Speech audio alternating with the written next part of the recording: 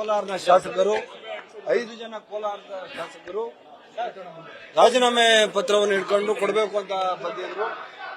ಮಾನ್ಯ ಎಐಸಿಸಿ ಅಧ್ಯಕ್ಷರು ಮತ್ತೆ ಡಿಸಿಎಂ ಸಿಎಂ 3 ಜನನು ಎಐಸಿಸಿ ಸೆಕ್ರೆಟರಿ ಸಹ ಇದ್ರ ಬಗ್ಗೆ ಹೋಗಿ ಅವರಿಗೆ ಮನವೊಲಿಸಿ ನಮ್ಗೆ ಇವತ್ತು ಸಾಯಂಕಾಲ ತನಕ ಟೈಮ್ ತಗೊಳ್ಳಿ, ಅವರಿಗೆ ಅಸಮಾಧಾನ ಆಗದ ರೀತಿಯಲ್ಲಿ ನಾವು ಕುತ್ಕೊಂಡು ಟಿಕೆಟ್ ತೀರ್ಮಾನ ಮಾಡಿದ್ದಾರೆ ಅಂತ ಮಾಡೋಣ ಅಂತ ಹೇಳಿದ್ದಾರೆ. ಅದೇ ಪ್ರಕಾರ ನಾನು ಅವ್ರಿಗೆ ಹೇಳಿದ್ದೀನಿ.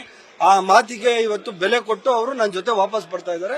ಸಾಯಂಕಾಲ ಇದ್ರ ಕುರಿತು ನಾವು ಮಾತನಾಡಿ ನಾವು ಡಿಸೈಡ್ ಮಾಡ್ತೀವಿ.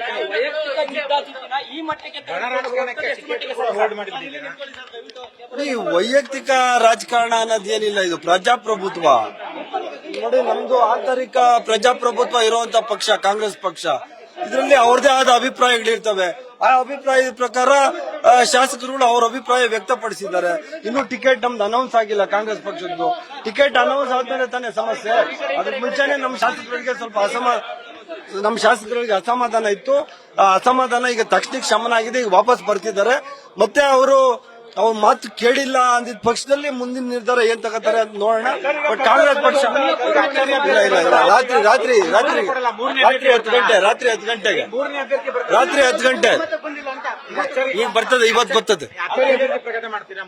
ಗೊತ್ತಿಲ್ಲ, ಅದು ಹೈಕಮಾಂಡ್ ಈಗ ನಮ್ಮ ಶಾಸಕರುಗಳು ಏನು ಅವ್ರ ಅಭಿಪ್ರಾಯ ತಗೊಂಡು ನಮ್ಮ ಹೈಕಮಾಂಡ್ ಜೊತೆಲಿ ಕೂತ್ಕೊಂಡು ನಾವು ನಿರ್ಧಾರ ಮಾಡಿ ಇವತ್ತು ರಾತ್ರಿ ಅಥವಾ ನಾಳೆ ಅನೌನ್ಸ್ ಮಾಡ್ತೀವಿ. ಕರೆಕ್ಟ್. ಇದು ಯಾರ ಕೈ ಮೇಲೆ ಆಗಲ್ಲ, ಕಾಂಗ್ರೆಸ್ ಕೈ ಮೇಲೆ ಆಗ್ತದೆ. ಕಾಂಗ್ರೆಸ್ ಪಕ್ಷ ಗೆದ್ಬತ್ತೀವಿ. ಏನ್ ಮುಜುಗರ ಏನಿಲ್ಲ. ಈಗ ತೇಜಸ್ವಿನಿ ರಮೇಶ್ ಅವರು ರಾಜೀನಾಮೆ ಕೊಟ್ಟವರು ಅವ್ರು ಮುಜುಗರ ಆಯ್ತಾ? ಹಂಗಾದ್ರೆ ಮುಜುಗರ ಅಂತ ಹೇಳಕ್ ಬರಲ್ಲ. ಈಗ ಏನ್ ಸಡ್ಡು ಸಡ್ಡು ಯಾರು ಹೊಡೆದಿಲ್ಲ. ಈಗ ನಾವು ರಿಕ್ವೆಸ್ಟ್ ಮಾಡಿರೋದಕ್ಕೆ ನಮ್ಮ ಶಾಸಕರುಗಳೆಲ್ಲ ಒಪ್ಕೊಂಡಿದ್ದಾರೆ. ಅದಕ್ಕೆ ವಾಪಸ್ ಬರ್ತಿದ್ದಾರೆ. ರಾತ್ರಿಗೆ ಡಿಸೈಡ್ ಮಾಡ್ತೀವಿ.